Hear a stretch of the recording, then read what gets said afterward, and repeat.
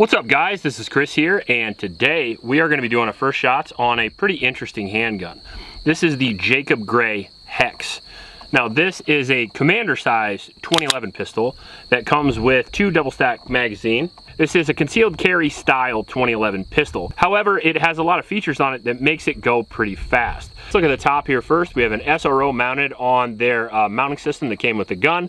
They have a blacked out rear with an HD front and a tritium vial in it, which is pretty cool.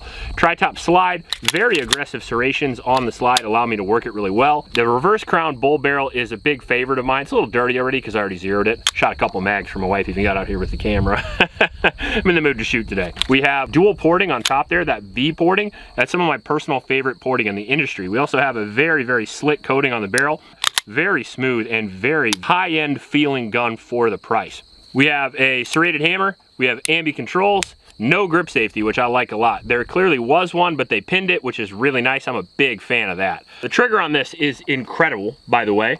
This is a like $3,000 pistol, something like that, and it comes with a $7,000 trigger, that's for sure. 2.5 pound, 3 pound trigger, very nice. Now their grip is really interesting.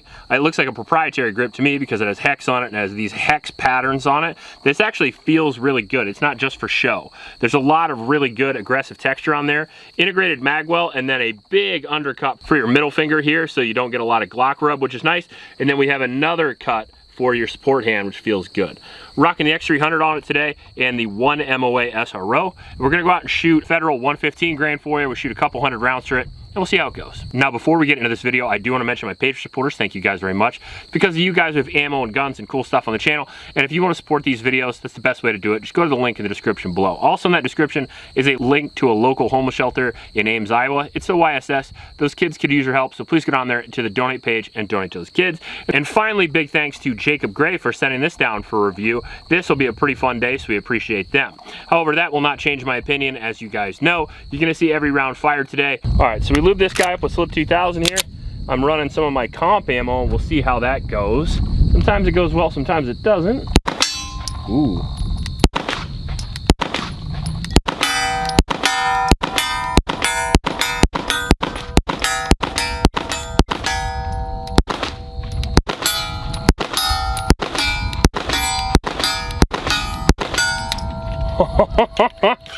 This is gonna be a good day.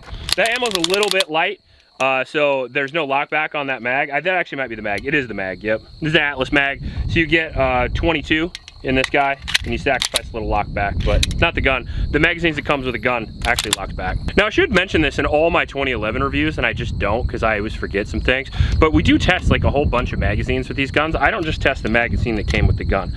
The magazine that came with the gun is not even in here right now, it's over there. But we're using the mag that came with the gun. We're also using a Checkmate mag here, then we're using a Kimber magazine, we're also using an Atlas magazine, we're using a Terran magazine, and we got a whole bunch of other mags in the bag.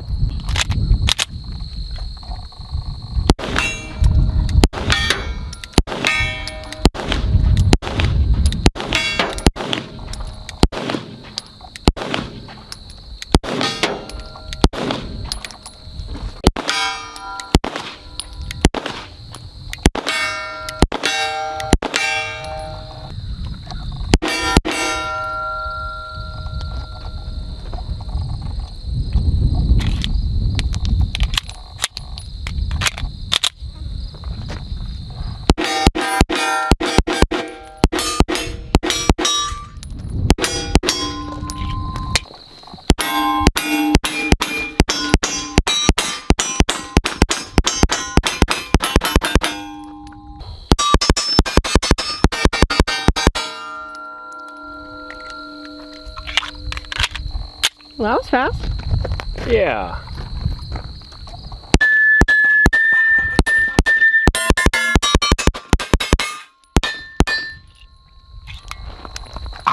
I'll take that.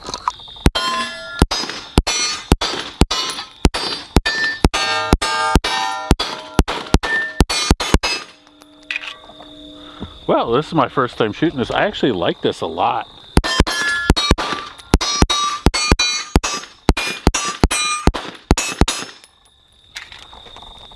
Oh no. Did it malfunction? Alright. It might be the SRO. That is actually a common SRO malfunction. Okay. Because it gets stuck.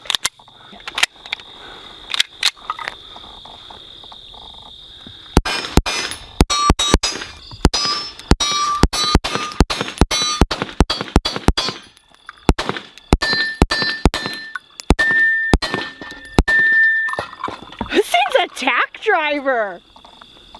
Wow. I freaking love this thing. Okay, Bubba, new mag.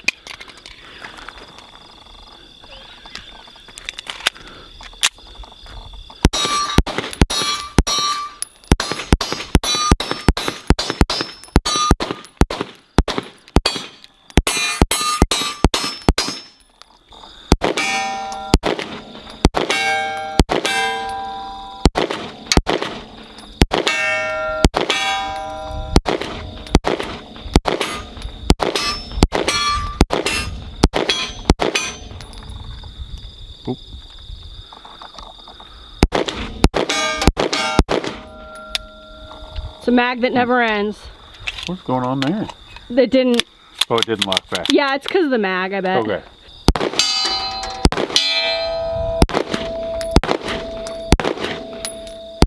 Slow.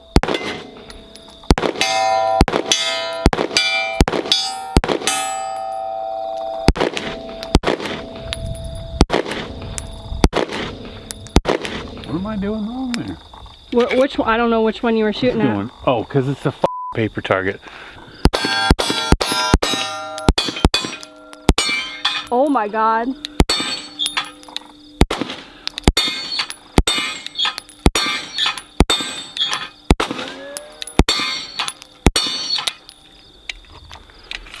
Check me out with the hostage plate in the hex. All right, that went pretty well. We shot 280 rounds through the gun and we had a single malfunction, which is not too bad. It's not perfect, but it's not too bad. Considering the amount the SRO is hanging over the ejection port, that doesn't shock me all that much.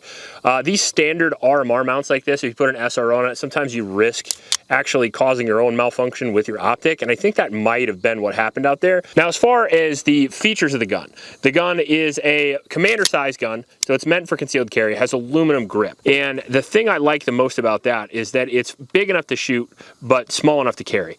And if you guys want a very fast, very accurate carry gun, this is obviously a really good way to go. Now, some of the features on the gun that I like are the serrations. The serrations feel really good. There's these X pattern serrations on here, which I thought were just for show, but you can really grab those things. The V-porting works super well. We have a serrations on the top for glare. The tri-top slide has always been a big favorite of mine. They finally started doing that, but pretty much every major 2011 a while back. The co-witnessing iron sights you can actually see all the way through the SRO. That's good. And then they have an aluminum lower here that looks really fascinating. The OD green with the black really looks good. The included magwell works better than some magwells I've seen on competition guns. That's nice. Magazine release is very smooth. The safety is very tactile, very audible, and the controls are absolutely excellent. Kind of an expensive gun, $3,000 and up, but it feels more expensive than that, to be honest with you. And I know this is not affordable by any means, but for a 2011, $2,000, sort of the entry fee, $2,500 is kind of the standard for staccato.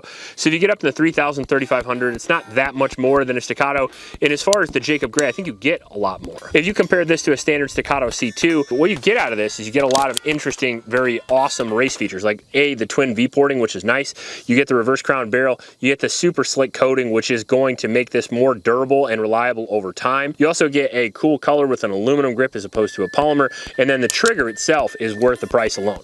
So this guy is sort of a short, almost curved, almost flat face trigger, and it has serrations on it that feel great. And that was one of the reasons why I was able to shoot the gun so accurately, is because once I press my finger on the trigger, I can feel it, and I can feel it sort of deviate left or right because of those serrations, and it keeps me locked in for a good trigger pull. I like that a lot. Now, the hex pattern on the grip, I was nervous was just for aesthetics, but no, it's really good. Very grippy, which is nice. The front strap a little bit less so, but the back strap has standard 25 lines per inch, and I had no problems whatsoever holding onto the gun, even though it's pretty hot outside.